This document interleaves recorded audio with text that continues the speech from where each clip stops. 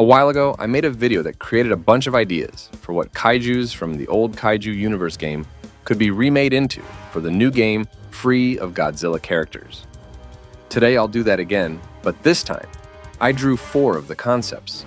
In this video, you'll see concepts of 3 different Godzillas, female Muto, and I'll describe some other ideas like reskins, to Muto Prime, G21, Cherno, and more.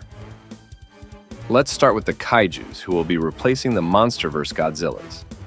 You may recognize Godzilla 2014's from my extremely corny choice of thumbnail. But that thumbnail does come from an actual design I made. This monster is Dadon, the reskin of Godzilla 2014. I turned the kaiju into a giant land shark. Its lore reads this. Dadon is a bull shark. Unlucky enough to be caught in the blast radius of the Operation Atlas bombings.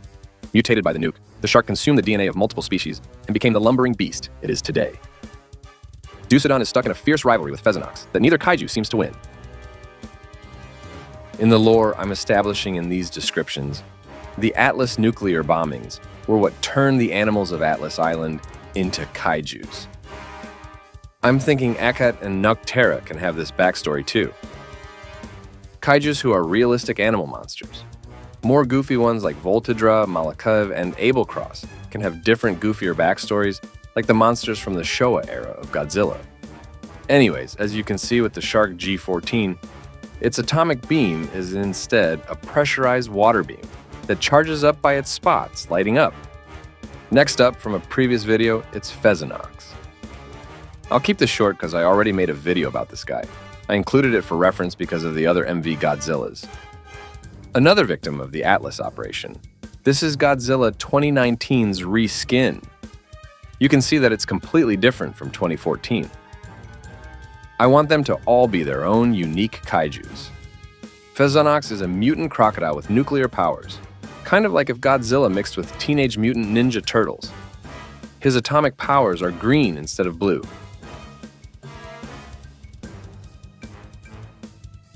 The final MonsterVerse Godzilla, Godzilla 2021, is adapted into Peronas. The description says this.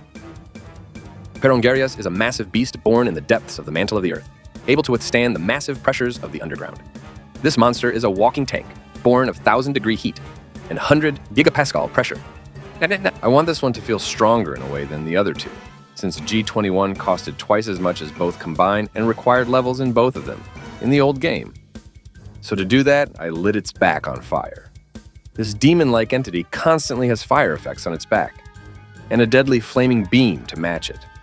The final of the 4 drawings, but not the last concept I'll be talking about, is the Feran.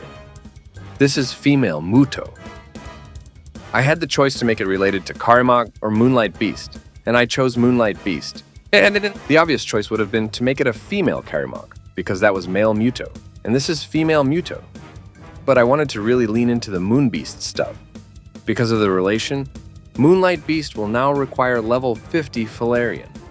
There's a big focus on the lore for this one too, which I'll read now. The Felarians were the keepers of the sacred forests of Macedonia. Millennia ago, a rogue corrupted by promises of beautiful moonlight burned the forests to the ground, and the Felarians disappeared. So that means that the Moonlight Beast was once a Felarian, as you can tell from the looks. It was corrupted by something that promised it fire powers and moonlight. It used its powers to destroy the forests that kept the Felarians alive, and still lives today as a rotting, ancient version of their kind, with fallen-off hair, skinny bones, and more. I know the idea to have it be a female Carimoch is popular, but I want to save that for Muto Prime, which leaves us to the first concept that isn't drawn. In my first video with new concepts, I said that I wanted Prime to be a version of Moonlight Beast, but of course I did that with female Muto instead. That's because I think that Muto Prime would be better as the Queen of the Carimochs, a giant wingless super powerful version. It would be like an Atlas beetle or rhinoceros beetle, with a heavily armored head and arms, kind of like the Hive Guards from Helldivers 2. The reason Prime being related to Moonlight Beast is tough is because the parasite powers won't work well. But as a bug, it works amazingly, especially as the queen bug. Next, Godzilla 2021 could be turned into a big steampunk robot, or a walking furnace with orange flame inside. I'd like to have him not be gray, to make him more unique of a robot. I started work on an idea of having him as a giant fusion reactor, and it might be done by the time this video is out, so I'll definitely show it in the next one. Next, Cherno Alpha wasn't a Toho kaiju, but was removed because anything copyrighted at all is risky. I think for this one, they should go all in on making it a walking tank. Make it look like a real straight-up tank with legs, while still being different from the original Cherno Alpha. And the final two kaijus I want to touch on are Showa Ebirah and Kong 2021. Gumglove allowed me to show his concept for Ebirah that makes him a mantis shrimp. This is Pincerex, and you can see that it is super colorful and unique compared to old Ebirah. I have a different idea. Maybe Ebirah's remake can be like this, but with the added detail of being a hermit crab, except the shell is something like a huge island or rock.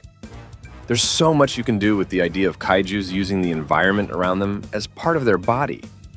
It has a lot of potential, and the last kaiju to wrap this up is Kong 2021. Of course, he can just be made into a different ape or Sasquatch or even a Yeti. A simple change that's still effective. But I have probably the most unpopular opinion about Kong 2021 ever made. I want him to be turned into Paul Bunyan, the huge lumberjack from American folklore. Yes, seriously. As long as they do it right and make him either monstrous or look like a Norse or Greek god, it has so much potential. I mean, there's already a big meme in the kaiju community about whether or not Paul Bunyan can be called a kaiju, so why not just do it anyways? Anyways, thank you for watching, subscribe, and hit the bell to be notified for more Kaiju Universe videos. And goodbye.